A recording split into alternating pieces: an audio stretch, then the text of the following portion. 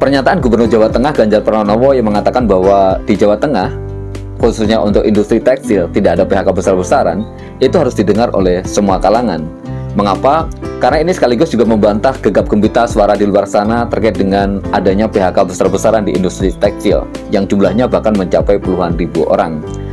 Dengan kata lain, kita ingin mengatakan bahwa industri tekstil sedang dalam kondisi yang baik-baik saja. Oleh karena itu, tuntutan kaum buruh agar upah di tahun 2023 dinaikkan sebesar 13% itu juga layak untuk dipenuhi.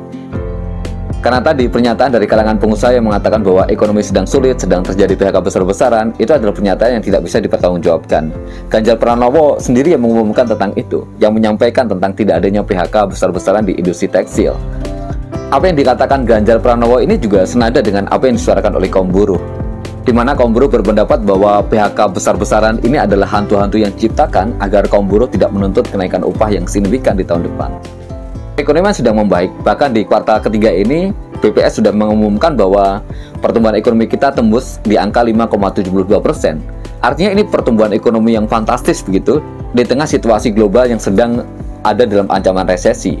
Dan karena ada pertumbuhan ekonomi, maka itu juga bagian dari sumbangsih kaum buruh.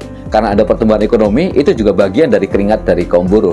Karena ada pertumbuhan ekonomi, itu juga disumbangkan oleh kerja-kerja dari kaum buruh.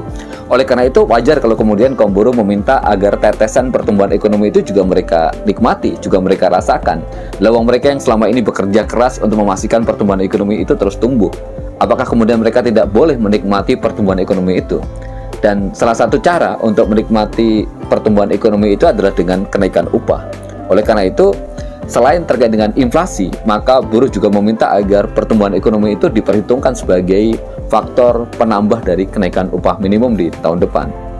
Pada akhirnya kita mengingatkan semua pihak untuk tidak bersembunyi di balik alasan resesi, untuk tidak bersembunyi di balik angka-angka PHK yang katanya tinggi, untuk kemudian menekan buruh agar tidak menuntut kenaikan upah yang relatif tinggi.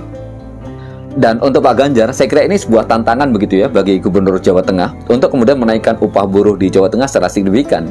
Kita tahu Jawa Tengah saat ini upah buruhnya relatif rendah, katakanlah dibandingkan dengan Jawa Barat, DKI, Banten, dan kemudian Jawa Timur. Karena dengan adanya kenaikan upah yang signifikan di Jawa Tengah, maka itu akan membuat disparitas upah di Jawa Tengah dengan daerah yang lain akan semakin mengecil. Dan tidak hanya itu, kenaikan upah yang relatif baik juga akan meningkatkan daya beli. Saya kira Gubernur Jawa Tengah tidak perlu khawatir untuk menaikkan upah yang relatif tinggi itu. Lawang kondisinya sedang baik-baik saja. Seperti yang tadi disampaikan, tidak ada ancaman PHK, tidak ada PHK besar-besaran. Maka ini kesempatan bagi Ganjar Pranowo untuk membuktikan keperpihakannya kepada kaum buruh, kepada kaum kecil.